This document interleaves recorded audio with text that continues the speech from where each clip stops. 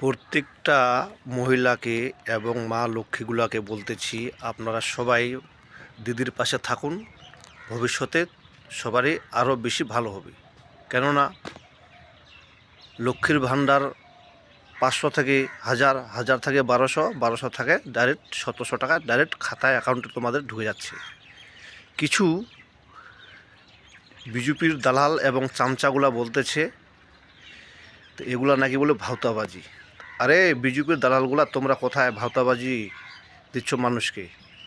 তোমরা মায়েদের জন্য কি করছো এবং বাংলার মানুষের জন্য কি করছো? বললে হবে না, আগে দিতে হবে। আমাদের মাননীয় মুখ্যমন্ত্রী যেটা সোচেছে মায়েদের জন্য এবং সবারই জন্য, আমরা চাই যেন আরও 15 বছর থাকে, 20 বছর থাকে। সবাই পাশে আছি আমরা মায়েদের জন্য এবং দিদির পাশে আছি। তোমরা চামচাগিরি করে চলো। বিজেপির দালালগুলা চামচাগিরি করতে তোমাদের থাকতে হবে। তোমরা তো কিছু করতে পারবে না মায়েদের জন্য, খালি বড় বড় ভাষণ দিচ্ছ নাকি? চামচা কোথাকার।